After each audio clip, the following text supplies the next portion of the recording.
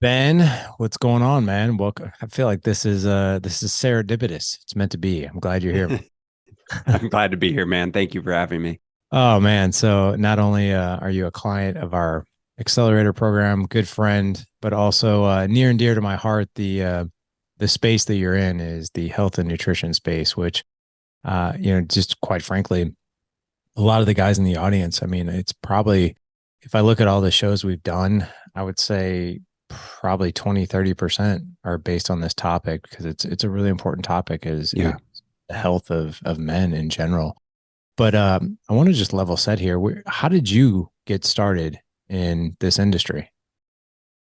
Yeah. It's been a long, arduous journey, but it was really it's so interesting, Larry. I don't know about the other guests that you've had, but I imagine that the vast majority of the guys and gals perhaps that you've had in fitness and nutrition space have gotten into the industry by virtue of really having to figure out their own Oh yeah. issues and having their own battles, right? And that really was kind of what my path was in terms of one of the biggest struggles I had when I was growing up is I had a lot of GI issues. I had a lot of stomach issues in high school, and I played sports. I I played football. I tore my ACL my junior year of high school, and kind of was really fascinated by the whole rehab process and the athletic training, and kind of was like, maybe I should go to college for athletic training. But throughout this entire time, throughout high school, I went to college and studied physical education, and I actually played rugby for University of Arizona, um,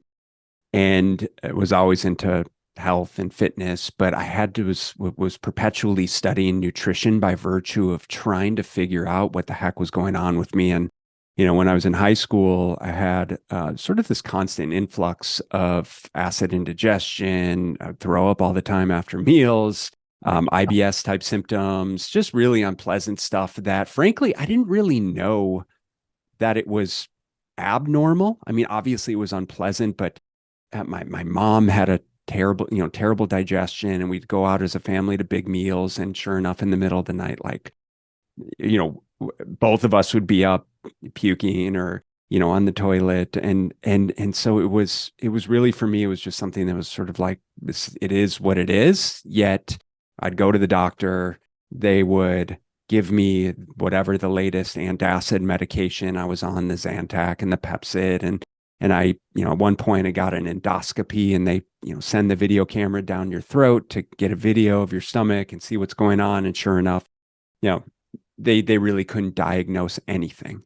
And so it was up to me to kind of try and figure out what was happening. And over years and years, I started to, figure out like what I could eat, what I couldn't eat, and trying to navigate my way through that realm of digestive distress, to the degree that as I continued to study.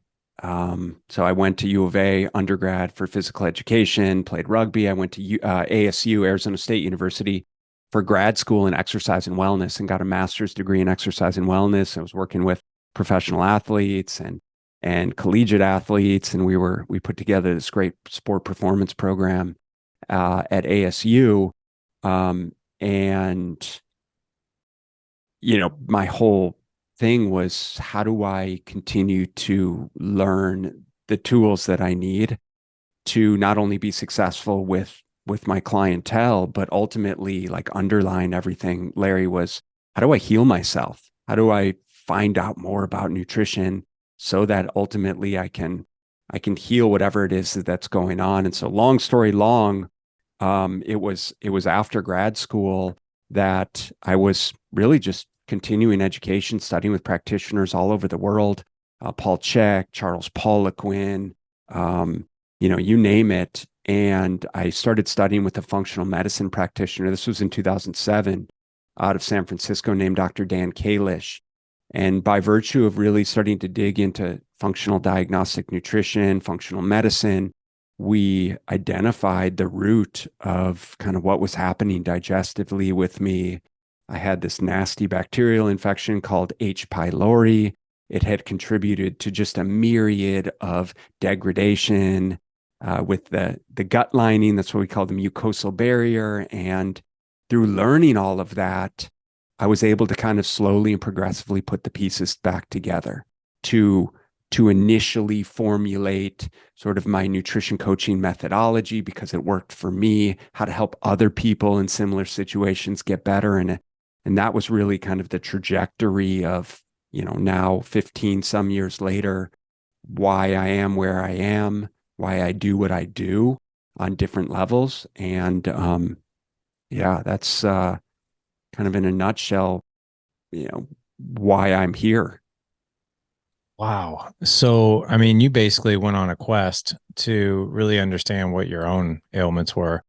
You know, what I have found doing this show and this movement is that a lot of guests who have come on, what they've really done is they're now they're a wounded healer. They literally have they're coaching other people, they're helping other people, they've come up with a product, with a service, or with something that is in alignment with solving the problem that they faced in the past themselves. So, how prevalent are some of these issues? Have you found with people and overgrowth of gut bacteria and all kinds of other things? It's super prevalent. I mean, to be fair, like this is something that we don't overtly test for or treat or diagnose in our coaching practice. Like we have a beautiful network of health practitioners, of naturopathic doctors, of medical doctors that do all of that stuff that we refer out to, but it's very, very prevalent. But what we really focus on is sort of much more of the foundational elements of overall health and generalized nutrition and behavior change and all of those types of things. But it's so interesting because it's really one of those fields that's advanced so much in terms of, fields when we talk about like functional medicine or functional diagnostic nutrition or whatever you want to call it, it doesn't matter. But understanding that there's much more at play than just these generalized allopathic diagnoses around you have acid reflux, right? Like it's there for a reason. Your body's reacting for a reason. And so when we continue to titrate down, we observe and understand, well, there's something that is part of our lifestyle, whether it's our stress or our nutrition or our relationship with food or our emotional well-being, that has contributed to creating the environment from which these diseases become prevalent, right?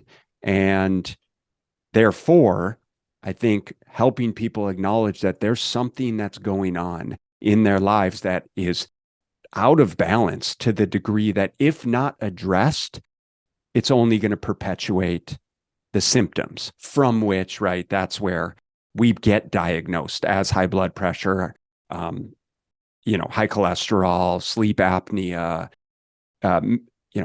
metabolic dysregulation, blood glucose dysregulation, so diabetes, all of the things that men and women are experiencing as they age in our day-to-day culture. Wow. Do you think it's all the processed foods, like everything that we're eating that, seems quote unquote the norm, but it's not really the norm for our bodies and how we've evolved? Well, listen, man, I mean, anyone who doesn't think that the processed food is contributing to some of these disease states, I think is deceiving themselves. And I think it's pretty obvious that, just think back, right? Like 100 years ago, have you seen any of those Yellowstone shows, like the precursor to Yellowstone, like 1923 or 1887 or any of those shows? I haven't. I think I live under a rock from time to time. Like when No, it it's comes okay. to, I've only no, I watched a haven't. few, but what I liked about watching those was just 100 years ago or just 150 years ago, things were so terribly different with the state of our nutrition, our physical activity, our environment. And so I think what people need to understand is in the scope of human evolution, this is like a flash in the pan of what we are exposed to now relative to our grandparents or our great grandparents. And and when we can acknowledge that, we need to understand, okay, listen, I don't think that anything is inherently bad for us, right? I think it's a beautiful thing what we've been able to do with modern agriculture and food processing and to some degree genetic food modification so that we can feed more people, so that we can provide more calories, but therein it's problematic. And so I think the way that we treat food, the way that we consume um, is problematic. Does that make sense? Yeah, it makes total sense. I mean, my wife and I were just talking about this not too long ago that, it's interesting. We see, some people living into their 80s and 90s, and you look at them on paper and you're like, man, like, how? And then you see people in their 40s who are getting Yeah. cancer, and it's like, man, like what? And then of course there's all these documentaries on how we process food and, Mm-hmm. like what's in, the meat, some of the meat that we eat and stuff like that. And it's pretty freaky stuff. But I'm personally not surprised. You and I are we're cut from the same cloth as far as our education, my Mm. undergrad education, your master's degree. It's all very, very similar stuff. And it's not necessarily common knowledge, I don't think. I don't think I know that for a fact that it's not necessarily common knowledge. I will say that in this day and age, that there's more resources and information at our fingertips than ever before, which is one of the Sure. reasons I really want to have you on, is because it isn't it isn't a one size fits all out there. And right now, I think one of the beautiful things about the health and fitness industry is there's so much information out there. One of the things that I think is super confusing about the health and fitness realm is that there's so much information available. So it's like this double-edged sword.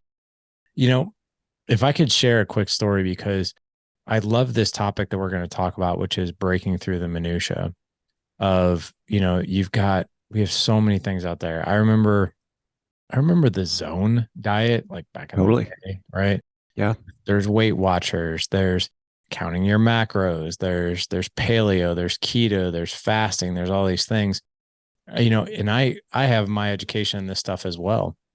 And the interesting thing about, all these different mechanisms, I think I've tried I very rarely call it a diet, but the way I go about eating, right? And my health optimization through nutrition. And I've worked with several coaches, and I've never had the best results with, like, you know if you look at me on paper, like what I should be eating and when I should be eating, like, is like, you should be eating, like, I had one coach, you should be eating every 3 hours and it needs to fit in these macros. You got to hit these calories, you got to hit this.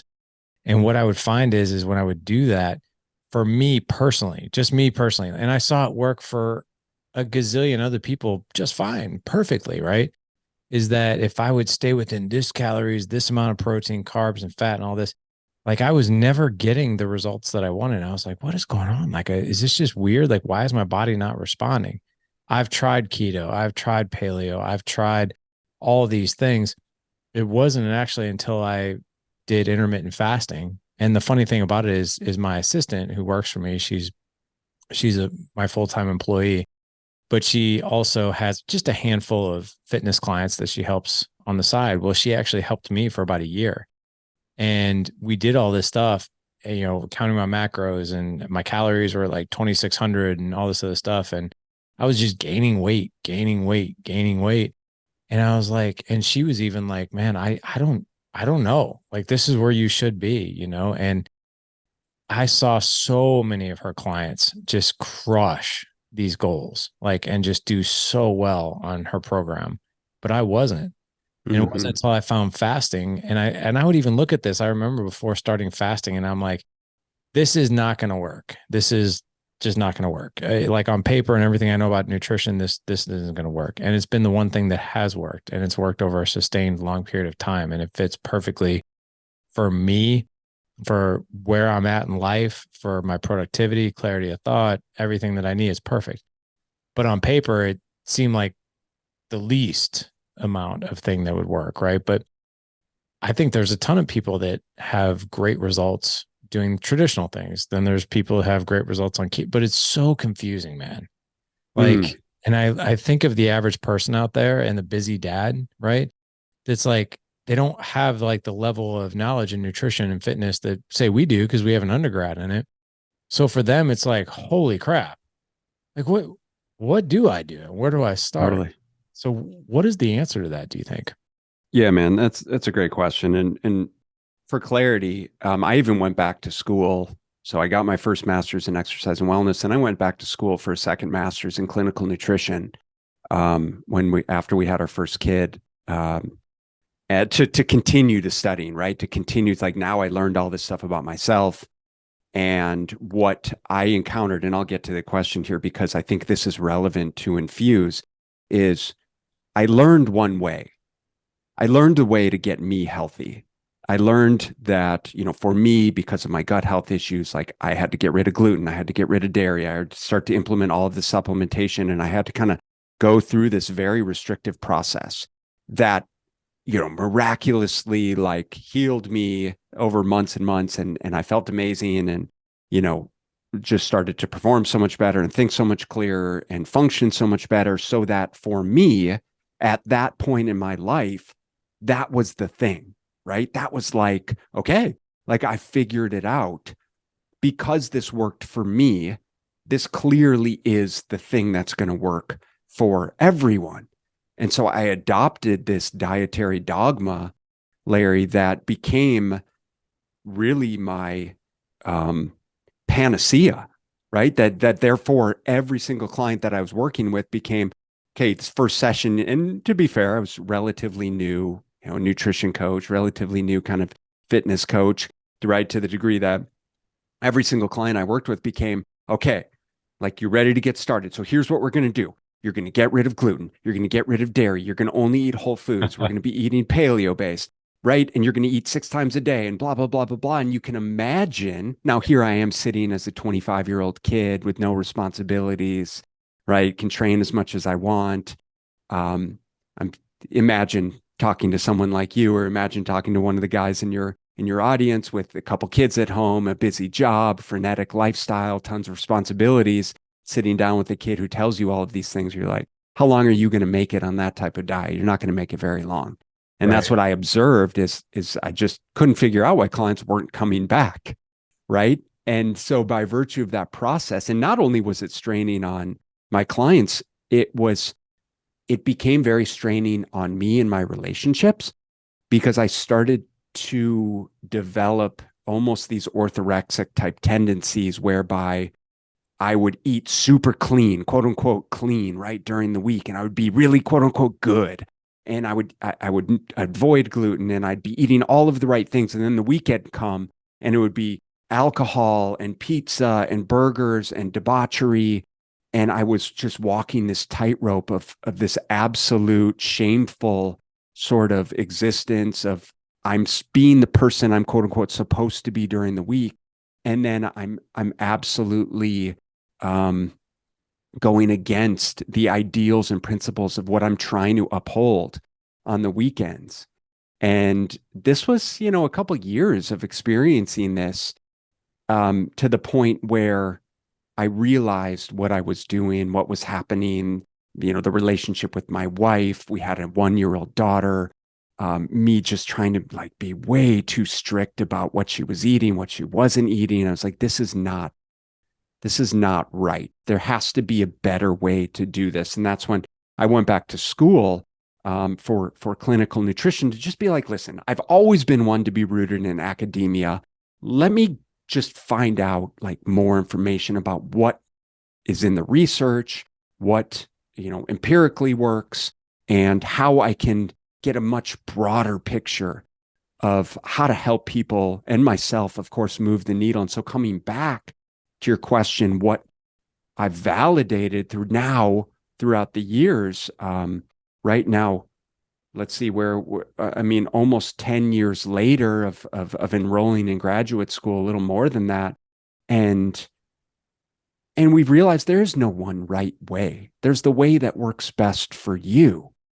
And like you said, is there's so much confusing and contradictory information that what people need to acknowledge, what men need to identify with and acknowledge is simply that they need to get started and they need to find the way that works best for them. However, the way, right, doesn't have to be overly restrictive, overly difficult. The fact that you found intermittent fasting and it works for you and your existing lifestyle and your preferences and your timeline is beautiful, right? But you also have years of dieting experience under your belt. You Sure. also know how to build out your meals and your portion sizes, and you know how to get enough protein, and you know probably to some degree how to manage your hunger.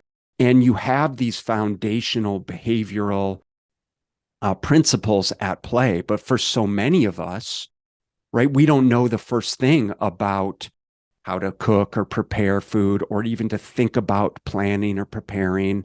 And so, what I'll say is that we've got to start with the basics, and the basics are different for every single person. But there are some foundational principles at play, in play that are consistent with every single person, right? I think you would agree. It's like, listen, we need to find ways to manage our calorie intake. Now, how many different ways can we do that, Larry? Well, name any diet, right? That's what diets do, is they invariably, like, what's beautiful about intermittent fasting? Well, it gives me a tight window of time to eat, right? Number one. And then, I mean, quite frankly, I mean, probably it it totally it puts boundaries in a very tight container amount around the amount Correct. of calories that I'm going to take in that day. It's Correct. like I can only eat so much in one setting Correct. versus like eat for a long duration, 12 hours throughout the day. 100%. And Yeah. so for someone who has very difficult time managing their calorie intake, especially after 8 p.m., or because of their work schedule, or because they just don't know how to eat a healthy breakfast and therefore are relegated to pastries and, you know, milkshakes for breakfast, right? With your frappuccinos, it's like, hey, if you just skip that stuff, eat between 12 and 8, well, that invariably is going to help you create a tighter calorie window, like you said, and probably eliminate a lot of ancillary calories. Or you can go keto, right? What's keto doing? It's removing carbohydrate. Well, that's going to be a lot of calories for someone. Or we can, right? Whatever the dieting methodology is. Weight Watchers, you talked about zone of managing your portion sizes or blocks of food or counting calories. It's all the same at the end of the day. But what's important is that the individual develops the tools and the skills and the awareness around what it is that they're actually consuming, so that in my opinion, and this is the way that we help individuals develop the skills around their eating behaviors, is because we all need autonomy. We need ownership, responsibility, and autonomy over this process. And that's what's cool about that, is because then you have the freedom to choose whatever the heck it is that you want, because Right. you understand the repercussions of those decisions. Now, if you decide that generally you are someone who is perfectly fine skipping breakfast and you want to eat between 12 and 8 or whatever your fasting hours is, then that's awesome. Own that. But don't pretend for a moment, and I'm not saying this is you, but don't, in generality, don't pretend for a moment saying that intermittent fasting is the only way that someone's going to be able to Oh yeah. lose weight, or keto or carnivore or vegan or whatever it is. There's all kinds of reasons and rules and what have you. So I think that's the most important thing, is let's just understand that there's foundational principles at play. Any way that we can help people adopt those foundational principles. And so for men looking to get started, say, well, what are you willing to actually do? What can you commit to? Right? Can you commit to just eating 3 square meals and not snacking in between? Can you commit to eating more protein at each of those meals? Can you commit to stop eating after 8 p.m.? Can you commit to just starting drinking more water? Can you commit to just adding more vegetables into your meals? Can you commit to just eating at home more and eating out less? Like, dude, so many ways we can go with this. That's so true. And I think it's very overwhelming for I would say and dads in general because you know I'll put it like this, being a dad, I think it's really important to show your kids, balance in foods, right? I don't necessarily think that there is a bad food, good food. I don't know. Like I'm pretty strict with that kind of stuff myself. Like there are certain things like I will not touch, right? Why? Well, so like for instance, gluten Okay. I mean that for me, like I'm Fair. a lot like you, like my Yeah. digestion, right? So like we went to breakfast yesterday as a family, and my son was like, I was looking at his pancakes, and I'm like, dude, those pancakes look good. He's like, have some, and I was like, no. He's like, come on, man, you're not gonna get fat over pancakes. I was like, it's not that actually. Yeah. Yeah. Dude, if I eat that, your old man is like gonna be in the Hmm. bathroom. Like, Yep.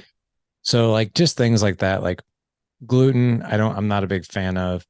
I don't like, you know, the additives of like the high fructose corn syrups, like the highly processed sugary stuff. So I'm like, Sure. man, that's not doing anybody any favors. Um, I like to, when it comes to my kids and if they're eating meat, I don't want them to necessarily have like the conventional meats just because Sure. like the steroids and Sure. antibiotics and all that stuff. So I wouldn't say it's like bad, good. I would say suboptimal, optimal, maybe. Like if I'm, Yeah. but at the same time, like, so for instance, one of my kids' most favorite restaurants in the world is Mod Pizza. Like they love Mod Pizza. And you know what? I love Mod Pizza. And, the cool thing about eating the way I eat and my nutrition and all that is like if I want to go out and have, Mod Pizza because they have a cauliflower crust Yeah. and they also have gluten-free crust. So I can go there. Like I can strike that balance and be like, yeah, I'm gonna have pizza with my kids. Or like, we go to this one ice cream place and I'm like you, man, dairy and gluten, ugh, it just crushes me. So like we'll go to this ice cream place that's here locally, like literally right down the street from us, and it's great because the kids can get whatever they want. And then they've got vegan ice cream, which is for me, if I'm trying to stay away from dairy, it's awesome because it's either coconut milk or almond milk that's made with Hmm. it, so it doesn't crush my stomach. But like just things like that, to where as a busy father, and you want to enjoy some of these fun, quote unquote, fun things with your kids, like you can strike that balance. And I think for a lot of guys, and you would know this better than me because I'm not in this space, but they tend to be like, man, if I'm going to follow a program, that's going to just take all the fun out of my life. I'm not going to be able to drink another beer. I'm not going to be able to have another pizza. I'm not going to be able to go to McDonald's every now and again if I want to. Like this is going to suck. And I think going back to before when you and I hit the record button, I said, man, I know where I want to start. And we didn't start there, but that's okay. It's really going into something like this with the right attitude. It's with the right perspective of health and nutrition. And I think for most guys, for most, not even men in general, most human beings, like it's this perspective of absolute deprivation. And I will never be able to have fun anymore, that kind of thing. But that's not the approach that you take. Right. So tell us about that. That's the deal, man, is that in order, my opinion and my observations here, having done this for close to 20 years and helped hundreds, if not thousands of individuals, is that the only way that this is going to work for you long term is if you find the flexibility and freedom in your dietary practices that you need, that you want, that human psychology needs, because there's very few individuals that I've ever met that are able to willpower their way to success, white knuckle their way to success, say, I'm never going to have another beer again. I'm never going to have the pizza. I'm never going to eat the quote unquote bad foods, which I think you and I can both agree, Larry, like there are no good or bad foods. And I appreciate your perspective of looking at the quality of foods as being important, because I would agree with you very much as we want to be eating, quality raised, animal proteins and perhaps organically farmed, and, minimizing our chemical exposure. And of course, if we have food sensitivities, then minimizing that stuff. And I think it's a slippery slope for people, though, because I think the perception with how polarizing our dietary industry is around all of these things is, right. You can go online and you can make a case for literally avoiding everything, literally every single food. Yeah, you probably Even could. probably even water and air, right? You could say, well, it's bad for me, so I'm gonna avoid breathing today because it's bad for me, And so the point is, if we can acknowledge that, then we can take a step back. We can say, all right, listen, we understand that you want to move the needle here. And being a hard charging dude like you or me, it's like, hey, we want to move the needle in probably the fastest, most aggressive, yet realistic way possible. And Right. for many of us, then the perception is, well, I'm willing to sacrifice things to be able to do this. I'm willing to be aggressive about this.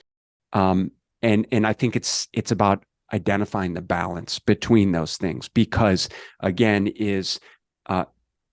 psychologically speaking, when we remove too many things, then we start to push back. Our body starts to push back, right? If I tell you you can never have mod pizza again, you're gonna be like, fuck that guy, excuse my language. I'm gonna eat, that's all that I want now. And would it be necessary for me to say you can never have that again in the grand scheme of things? No, it doesn't.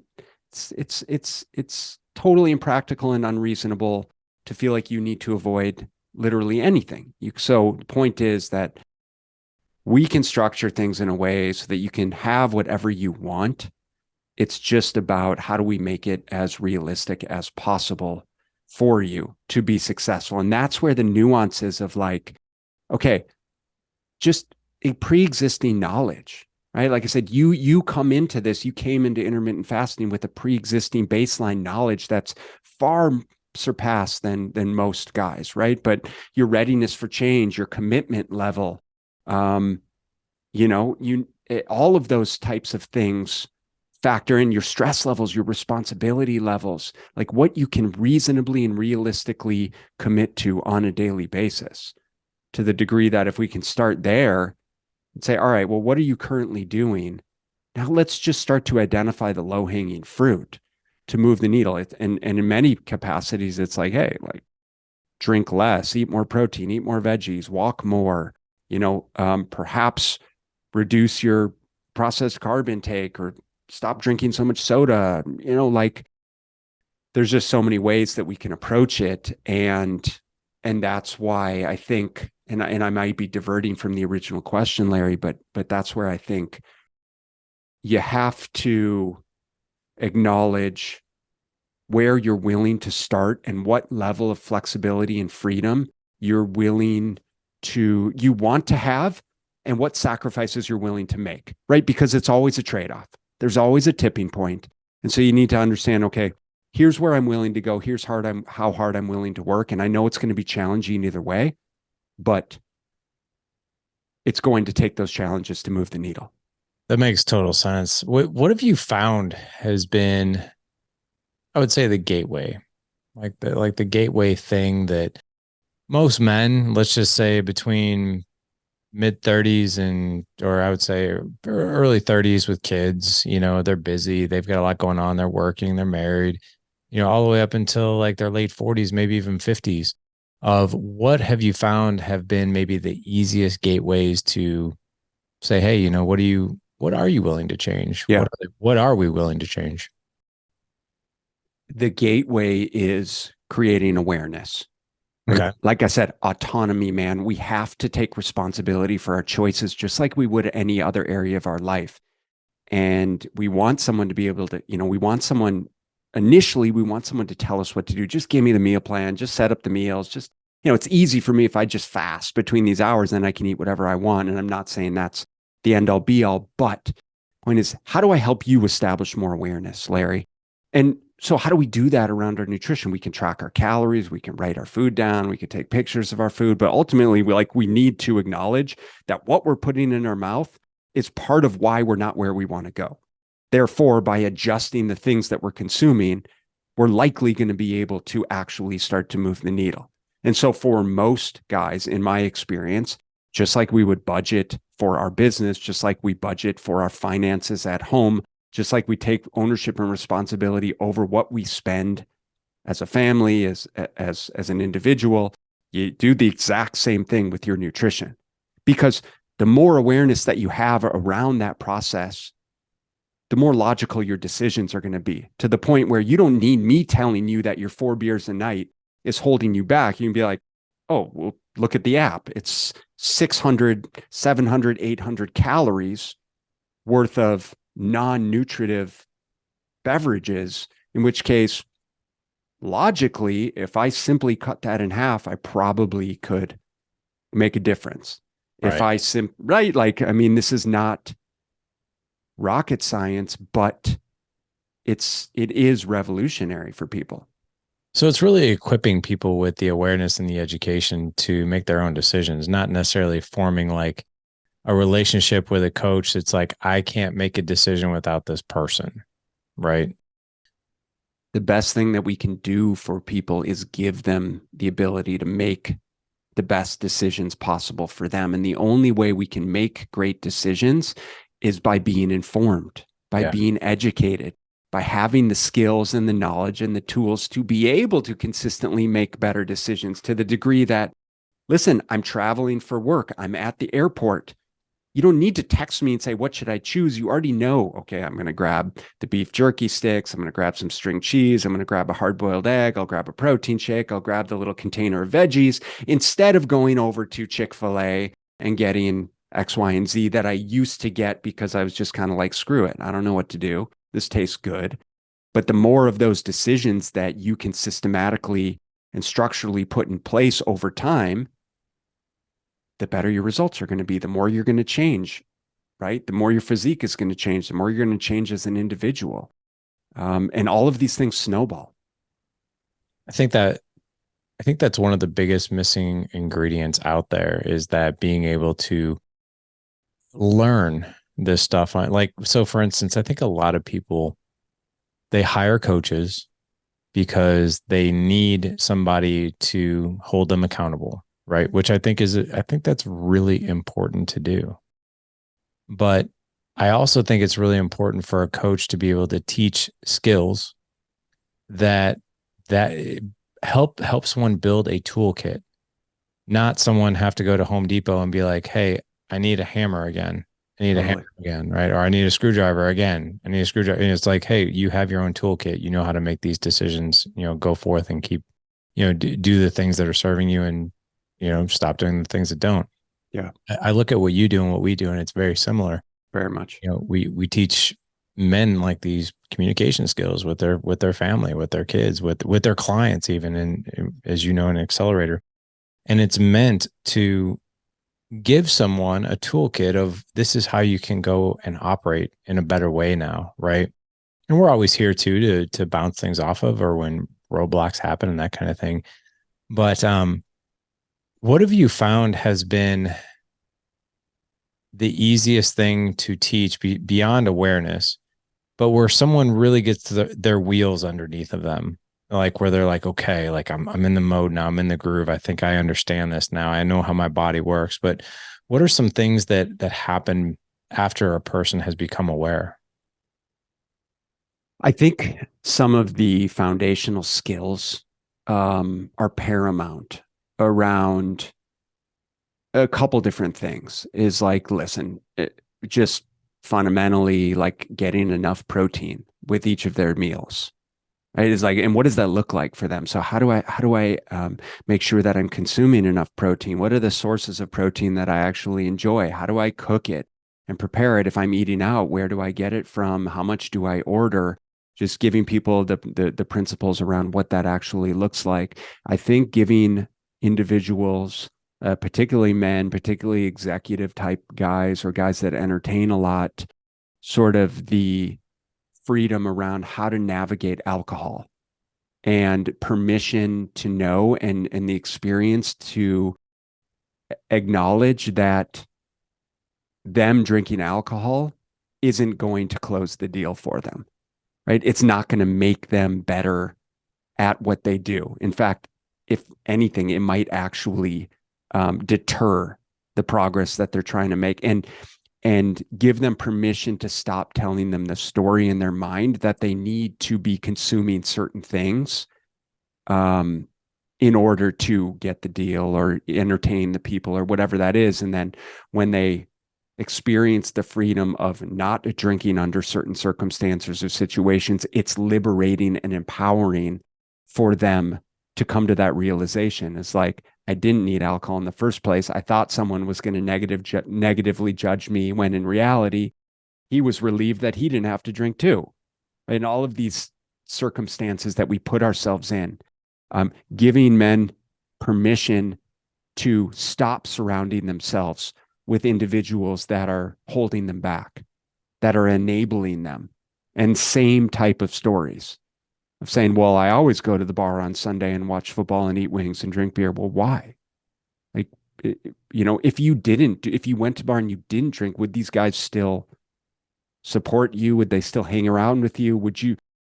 Would they go somewhere else and watch the game? Would they come to your house and not drink? All of these situations. And so I think that through this process, through the accountability that comes from this process, just like your group, through the accountability of showing up, of having these hard conversations, of acknowledging the things that went well in the past, the things that you're challenged with, by showing up and taking ownership over these, you can't help but redefine what you want the future to look like, the situations that you put yourselves into, the people that you surround yourselves with, and therefore how to consistently make the decisions that you need to make around your food, your exercise. Those are the things that make change.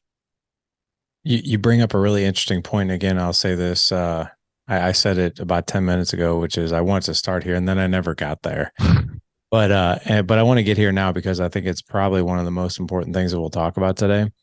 And that is, I mean, right now I'm working with a coach myself for 90 days. And Yeah. we are at this place. And this guy has like opened me up, peeled me open, and and now I'm really understanding some of the things that I do and why.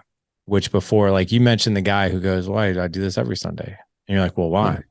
Right. Right. We're going through this process right now, which is your beliefs will dictate your behaviors. And it's shined a light on a lot of things that the stories I was telling myself, and the reasons I was doing things. And this is the way I do this. And this is the way I do that. And it's the way I've always done it. Like, or just things like that. And it's been really fascinating for me to step back and be like, well, why am I doing these things? Mm-hmm. And I'll give you an example. Let me ask this question. And then while you gel on it, I'll share just a quick story. Okay. The question is this. I'll start with a statement. How about that? Because I think it's better.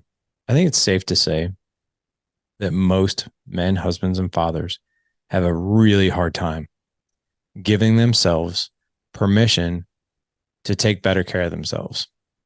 And it could be and going back to stories and beliefs create behaviors, right? The story and the belief could be something like, well, it's more important for my wife and kids to be taken care of, which, you know what? I think that's a great belief. I really, really do. I really do. And I buy into it to some degree. I think it's very noble. I think it's very selfless. I also think it's very dangerous, because if a man doesn't take, and let's just call it 15 minutes, right? If a guy just doesn't take just 15 minutes, preferably 45 minutes in some way, shape, or form, right? But to do something to fill their cup, to take care of themselves, that they're going to be, better, have more emotional resilience, right? For a situation, because they're taking better care of themselves. Therefore, they're going to show up better for their wife, for their kids, for their business, for their careers, or whatever. Guys have a very hard time with that one, because we think that that's selfish. That's wrong of me to do that. And that's the belief, and that's the story. Another story could be this one. And this one, like, here's an interesting thing. I went over to my mother-in-law's house yesterday, and I was sitting there and I'm not drinking these days. And I eat really, really healthy. And she walks next to me and she's like, we need to fatten you up. And I'm like, what? She's like, you're just so lean. You're just so lean. We need to fatten you up. And she's like, and my birthday's coming up in July. And she's kind of like, I've known her for 26 years. She's like, your birthday's coming up in July. I was like, yeah. She goes, how old are you going to be? She's like, 40, 44 or like literally just, I was like, Sue, I'm going to be 48 years old. She's like, oh my God, you're almost 50. And I'm like, yeah. And she's like, oh my God, you do not look anywhere close to 50. Like, and I was like, well, I appreciate that. I was like, I feel better now than I did even in my 30s. I can do things now that I wasn't doing in my 30s, like performance wise and I don't do HRT. I don't do any of that stuff. I just eat Right. right and work out. Yeah. But I've given myself permission to do that. And because of that, I honestly think that I'm better for my wife, not from a physical aspect, but from a mental and emotional aspect. Like I'm like, man, my cup is full, so I can pour. I'm pouring things into her from the excess, not just what's in the cup. Same thing with my kids. But I had to give myself in my 30s. I didn't take good care of myself. I'm a new father. I don't have time for that anymore. And I got overweight, unhealthy. I was drinking too much alcohol. I was doing a lot of things I shouldn't have done.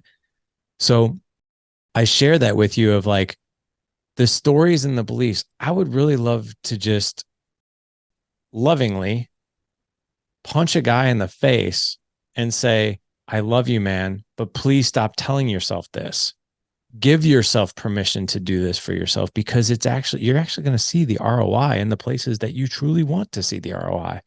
But what's your, how do you do that? Like, how do you give these guys permission to do that? It's a good question, and it's a great, you know, it's a great story and statement. And I believe it is my belief that it is perhaps one of the most irresponsible things that we can do as an aging man, husband, father, is not prioritize ourselves, especially if we are telling ourselves or telling other people that our family is the most important thing, that our marriage is the most important thing in our lives, yet we're not prioritizing ourselves, then we're doing ourselves and our family a disservice. Like that's my belief, foundationally and fundamentally, because what happens when you mentioned, the state of society, of processed food, of kind of how it's impacting. We can't deny the fact that we are fatter and sicker and unhealthier than we have ever been in human existence. Right. And so it begs the question of like, well, what are people actually doing about it? Or are we all just relegated to being perfectly comfortable being uncomfortable? Right. Perfectly comfortable just being status quo, being quote unquote normal Homer Simpson with lipid dysregulation and type 2 diabetes and all of the things that we're succumbing to, decreased quality of life, less muscle mass, right? Like, is that what you want your family to have to deal with when you get into your 70s and 80s? You want them having to deal with your Alzheimer's and dementia and the fact that your lifestyle decisions have contributed to the fact that you can no longer be cognitively, mentally, or physically present for them, because I know that's not what you want for yourself. Right.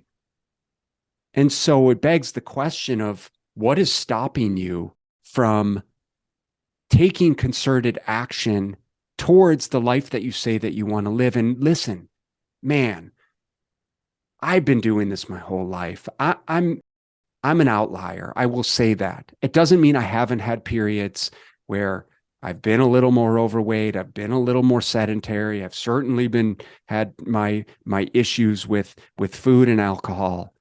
Okay, that's fair, but I've never been, and I can't speak to someone who's lived a sedentary lifestyle, who is obese or morbidly obese. So this is my frame, right?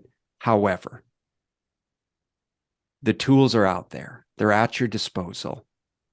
And it's not supposed to be easy. It's not going to be easy. And I think it's challenging, Larry, for anyone nowadays because of all of the things that we talked about on this call. It's like we have best intentions in mind. We Yeah. want to make change. We just don't know how to do it. And I try things. I went and I did intermittent fasting and it quote unquote didn't work for me. Right. Or I went and did Weight Watchers, or I did HCG, or I'm doing testosterone therapy, or I'm working with a trainer and it's again, quote unquote, not working. Well, you are the owner. What's not working? Why isn't it working? How honest are you being with yourself? How hard are you trying? How long have you tried? Right? How much effort are you actually putting in? And at what point, and how are you leveraging the data to make informed decisions? It's it's just like developing skills in anything else, learning to play an instrument, getting good at business, learning how to run a podcast. How many hundreds of episodes are you in? How many episodes did it take to actually get proficient? It's going to take a lot of time, man. Are you acknowledging that? Or do you think this is going to be a 3-month quick fix? The fact that you're 50 pounds overweight, you know? And so that's just, man, that's just one long rant to say that I think generally men are far too comfortable living in the discomfort that they call normalcy, right?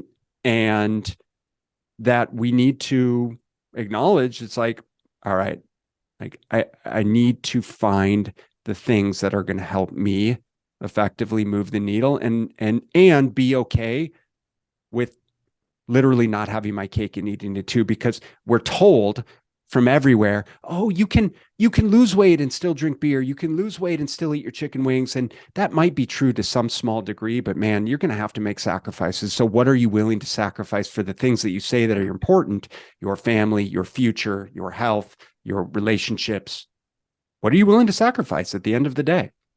Well, don't you think that, I mean, I love where you're going with this, and I'm gonna get pretty in your face as well with this one because I'm really passionate about it. And maybe I'm passionate about it because I used to be this guy, man. Like I was an overweight kid growing up. I didn't lose weight, and start getting fit until I was 17. I had every excuse for you in the book of why my marriage wasn't working. And I had every excuse for you in the book why I couldn't communicate with my wife and why I couldn't be patient with my kids. And I don't need help. Right. And that was my story. And what I'll tell you is I go back to three words, three words when I saw it on social media. And I don't know whoever came up with it, but it was Bedros Koulian, who was a previous guest, posted it on his Instagram, and that is what like did it for me. And I think it was probably about a year and a half ago, maybe 2 years ago. It's choose your hard. Totally. Choose your hard. Eating healthy is hard. Well, you know what? Being unhealthy is hard. Choose which one you want to be.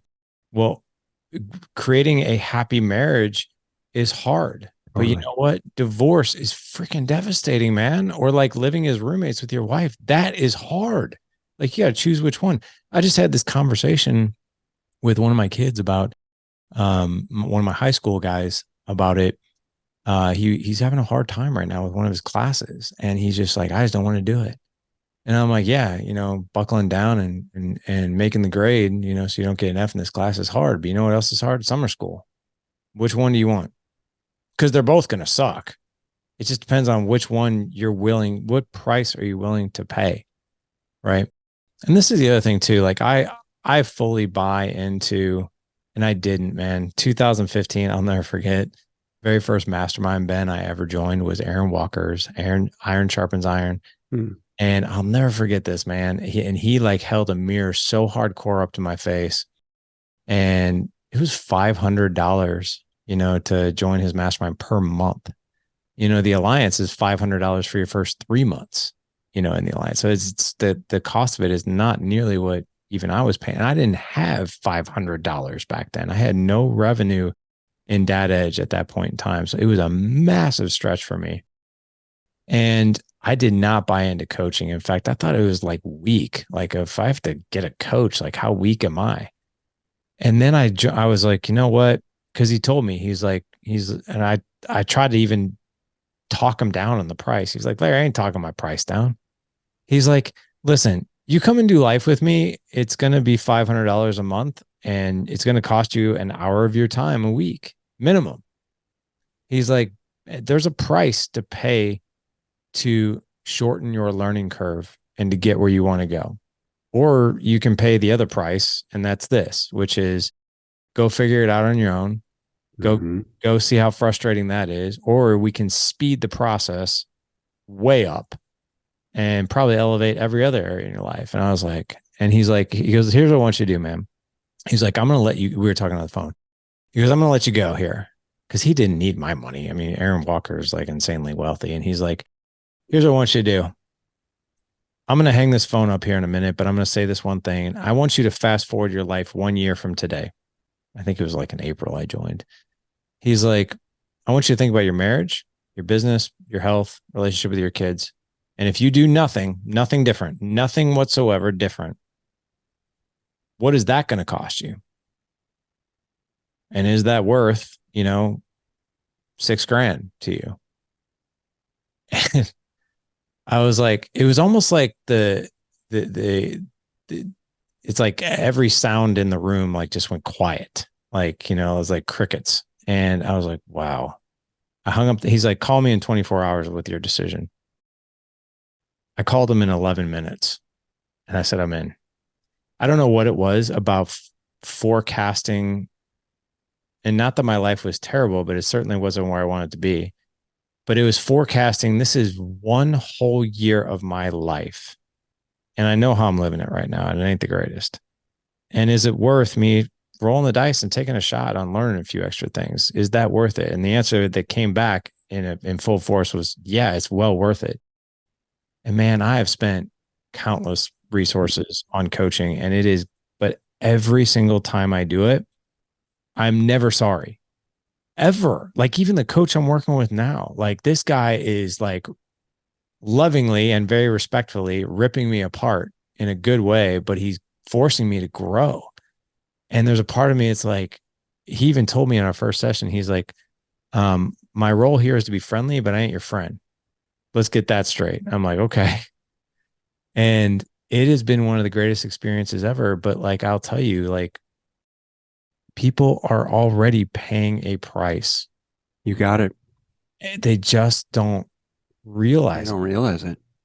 And sometimes, I don't know, like, No, man, yeah, look, we're already paying. Like, yeah. see, everyone's got a cell phone. They've got $1,000 iPhone in their hand. They're paying over a $500 car payment. The average person spending just under $100 a month at Starbucks. They're paying, Are you you know, a serious? couple $100 a month in cable bills. On and on and on.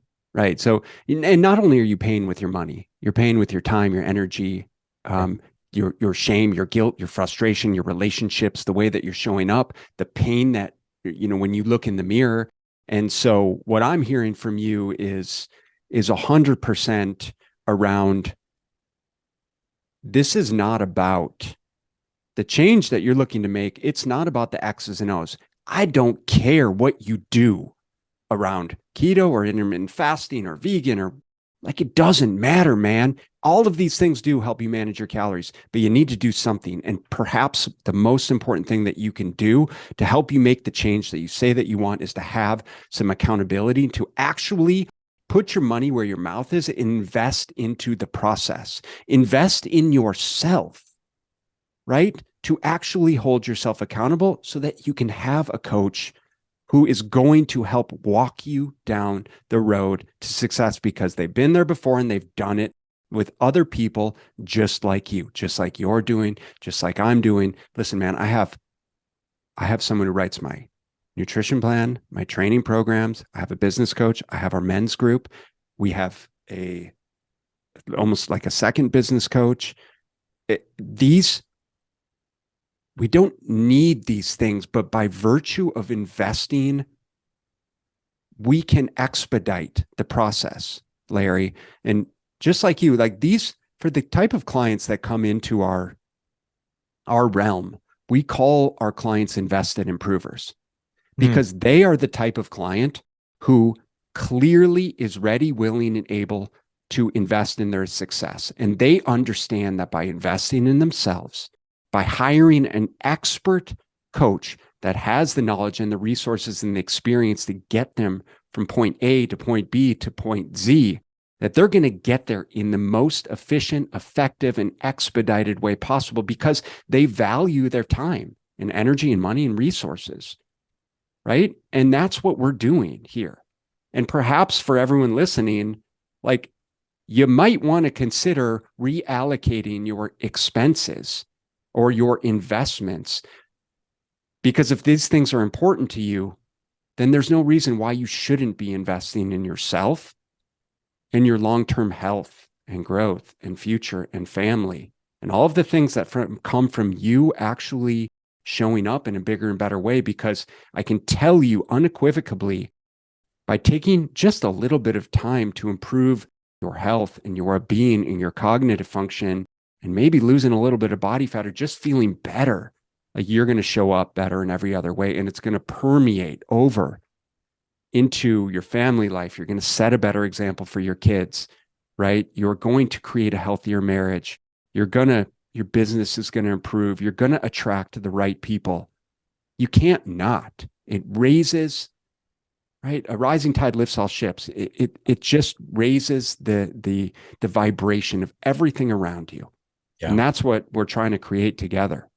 I think that's so important. You mentioned, as you went off those numbers, I was kind of like laughing. I was like, $100 in Starbucks, but It's like $92 a month. I mean, I'm not surprised. I mean, like a freaking like, dude, I barely go to Starbucks. But when I do, like, I'm black coffee. That's Yeah, my me too. like, right. But I went and got a almond milk latte and a black coffee, and it was $9 and some change. And I'm like, holy crap, is that what people are paying for Starbucks these days? But anyway, I'll share this because I don't think most people know this. So when I started the Dad Edge, and when I actually did, the way I was able to pay for that first mastermind was I took an $18,000 loan against my 401k. Like, Good. 'cause I was just like, I don't want to dip into, I don't want to have a monthly payment that my wife is going to be like, hey, what's this? What are we doing here? Like, what's this all about? And having to explain that. And I knew that I was serious enough. And when I asked her, I'm like, hey, this is what I want to do. She's like, yeah, yeah, take a shot on yourself, do it. And I think it made her feel more comfortable that I wasn't taking away our monthly income from that. And I will never forget, man, calling my financial advisor, and I'm like, hey, this is what I want to do. And he was like, oof. He didn't like hearing that. And I was like, well, I'm doing this anyway. Like, I have to do this. Like, there's just no negotiation, and I have to do this. And I want to try it. Let's just say, worst case scenario, it doesn't work, or it doesn't give me, the benefits that I'm truly looking for. Like, more direction, more confidence, better relationship with my wife and kids, better direction on what I'm going to be doing with Dad Edge, whatever. Like, I guarantee I'll learn a thing or two that will make it worth it. But at the end of the day, I'll look at it as like I invested into a few college classes and I did it.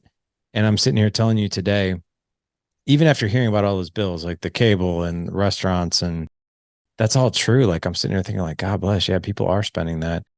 And the thing that I want, and the thing that I know a lot of guys who come and do life with us, guys who come, I love the you said Invested improver. Yeah. improvers, is that there's a certain mentality that goes with that, which I think is very powerful for the individual who's doing it. And what I mean by that is, like, the way that I think about this and the way that I want other people to consider thinking about this is, you have one life to live. Like, for me, man, and I know you're the same way, I don't want anything left on the table. Nothing. No, I do not want to say coulda, woulda, shoulda. Even if my kids are like moving out and going to college, like, I think about that now. My oldest is 17. I think about hugging him, getting in my car, and leaving that college campus.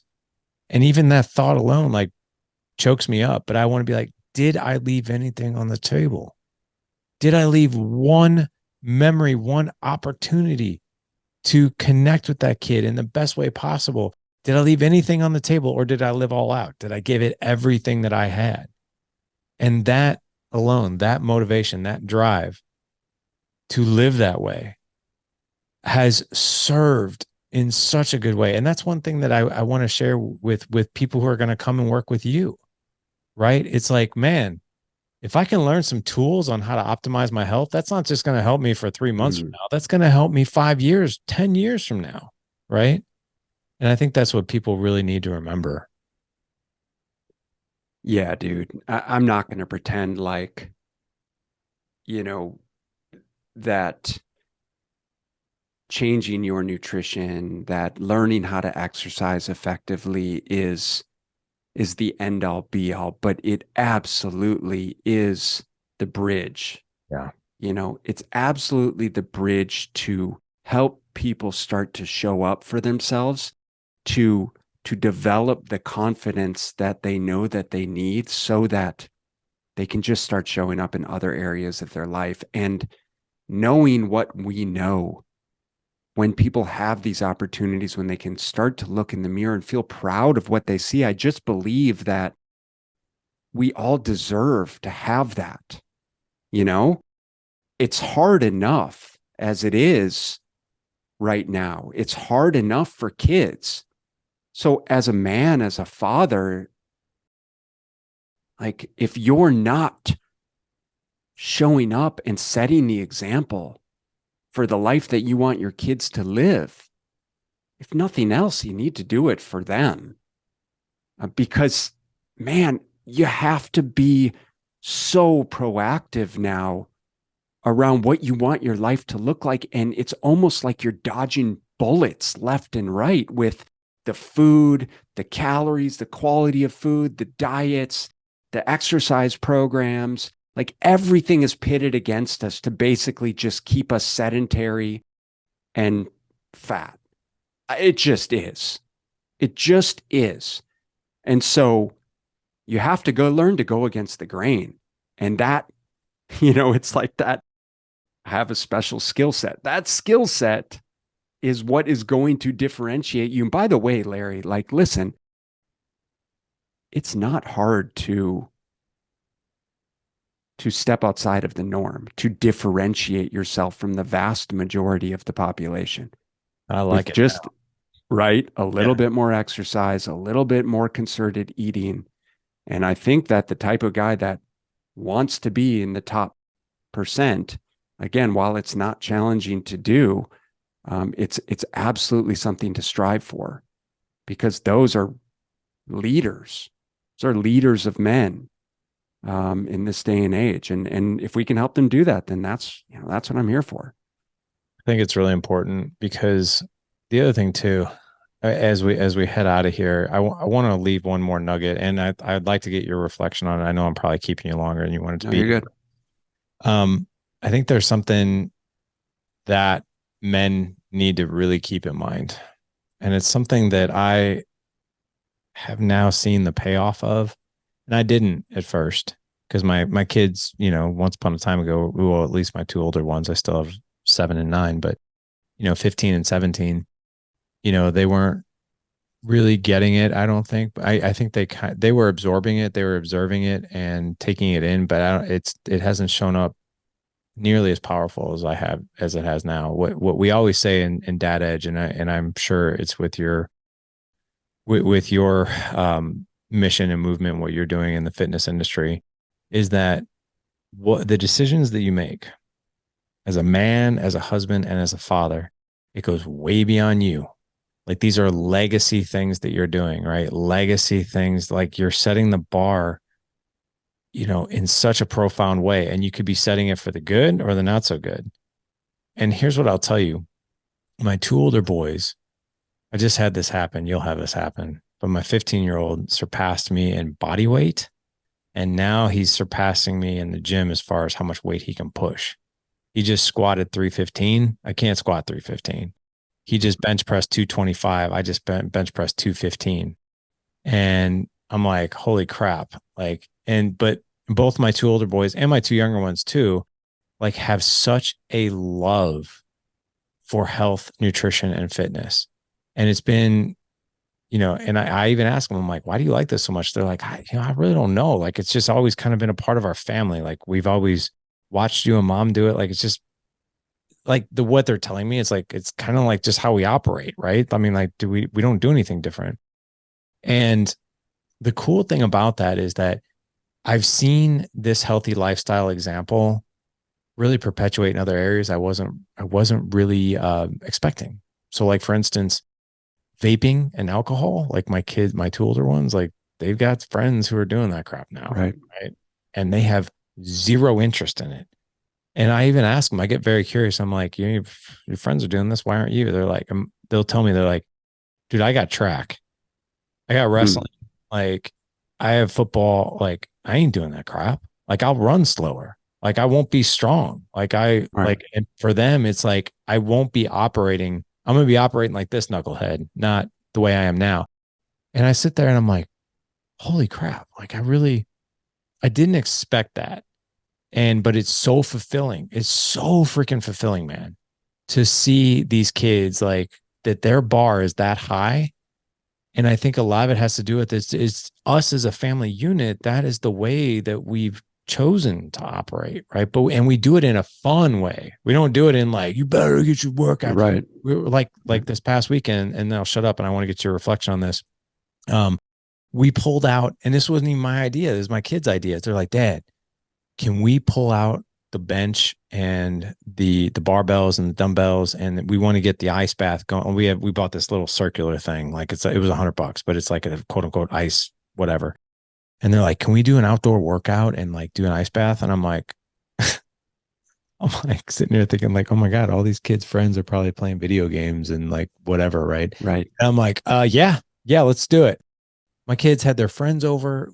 I took photos, and like literally like our Sunday, we had all this stuff out. We were doing a workout and we had kids back here. And even my 9 and 7-year old, they got involved. They're doing like the little push-ups, right? And there they got like these little 2.5 pound dumbbells and they're doing curls. And we were blaring the music, having a blast. But I think having it be a part of just how you operate is a beautiful example. But I want to get your take. Yeah, dude. It's one of the things I always think about is just we don't realize it, but someone's always watching, right? People are always watching you, and it can be to their benefit or otherwise. Is there's always someone looking up to you, and one of the things I experienced recently was just along that same vein. So I've got a gym and I built out in my garage before COVID. Fortunately, I've got a pretty great setup, but the kids will have. We've got about 30 kids in our neighborhood. We just have this amazing, like it used to, just like it used, we grew up at the same time. So it's kind of like the early 80s kids were always out playing and what have you. But, and that's what our neighborhood is like. And so the kids, so I have two girls, they're 13 and 11 and a 7-year-old boy. And they're always doing like neighborhood workouts. So we've got a big whiteboard in there, and on Friday nights, someone will be in charge of like writing the workout, and then there's a kid on the rowing machine, and a kid pressing the dumbbells, and someone on the functional trainer, and someone trying to do pull-ups with the band and what have you. And a couple weeks ago, it was probably a couple months ago, I was in the gym by myself doing a workout, and I had the gym cracked. The garage door cracked, maybe halfway, and I was riding the assault bike, and one of the neighborhood kids came down, and they always would like come down and just like watch and talk and stuff while I'm working out. And he had uh, like a sucker. It was like 9 in the morning. He had this like what do you call those super lollipop things with the gum inside? Like Yeah, the I don't blow know. pops, right? Yeah. One of those lollipops, and I'm like, dude, it's like 9 a.m. Like, why are you eating that? He's like, I don't know. I'm like, do you know sugar makes you weak? Like, sugar's not good for us because of X, Y, Z, and not in a mean way, but I'm just I'll tell them this stuff overtly, and he kind of saw it process a little bit, and he kind of walked off, and then over the past couple months, every time he's around, well, one, he'll come in the gym and try and work out with me, which is annoying but super cute. But second is he's like, "Hey, Mr. Ben, I haven't had any sugar today," or And um, yeah, Mr. Ben, I've been eating more protein. Like my dad and I, we made protein shakes for dinner. Or Mr. Ben, like because he plays rugby with my son too. They play rugby, so we'll be driving down to rugby practice. He's like, "Hey, Mr. Ben, look at the protein snacks that I brought." And it's like a bag of goldfish or something. Like, dude, there's no protein in there. But let's talk through this. What could we add for protein? And so my point in all of this is like, listen, just like you said, Larry, it's like our actions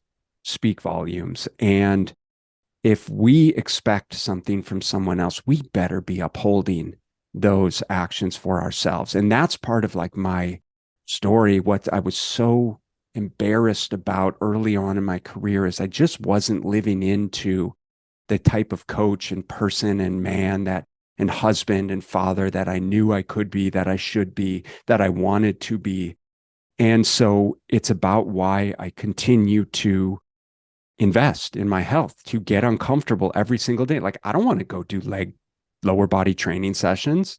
Like, right there, if there's not a level of fear and nausea induced in every single leg training session, then you're doing something wrong. But it's why I continue to spend, you know, time, money, energy, resources on being challenged and challenging myself so that I can show up in a bigger and better way for my family, for my daughter when, you know, she gets home from school and she's going to come into my office and she'll say, "Dad, come watch me do pull-ups." Right? My 11-year-old daughter, she's ripping out pull-ups.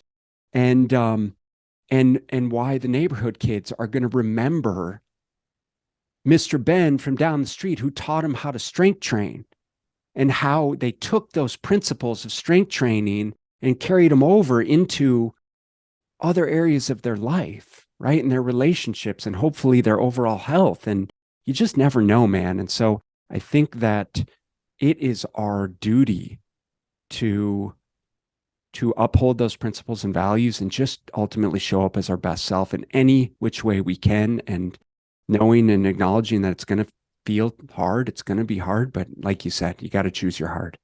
Amen to that. I think we might name this podcast "Choose Your Hard," right? Because I that's like it. really what it boils down to. So I want to make sure that the guys can find you if they would like to connect with you further. What is the best place for them to do that? Yeah, we are on social media at BSL Nutrition. BSL stands for Body Systems Labs. You can email me, Ben at bslnutrition.com. Our website is bslnutrition.com. And if you want to have a conversation, just hit me up on social media, or there's certainly a contact form on our website. I'd love to chat and find out more about you and if and how we can help. Yeah, what I can tell you guys is Ben really knows what he's doing. He's we've gotten to know him very, very well. He's a part of our Dad Edge Accelerator program, which is our Dad Edge business owner mastermind. And this man, he as you probably have heard in his voice, he coaches from the heart. He is not your typical run of the mill fitness transactional coach. He coaches you from the heart. It gives you, obviously, what you heard today, gives you tools that you can actually use, right? So you can actually build your own arsenal of tools as it relates to nutrition and fitness, taking better care of yourself physically, mentally, emotionally, spiritually. He is the man. We'll have all the links in the show notes for you guys. If you just head on over to thedadedge.com/Friday 107, just to make it easier for you. Again, thedadedge.com/Friday 107. Ben, thanks so much for coming on, man. This was super cool. It was fun to jam with you, man. We almost went an hour and a half, but the Yes. time flew. It was good, man. Larry, thank you so much. I appreciate you having me and letting me share my message. Oh, you bet, man. It was super fun. All right, gentlemen, it's all we got time for today. Remember, thedadedge.com/Friday 107 to contact Ben. Go out and live legendary. Take care.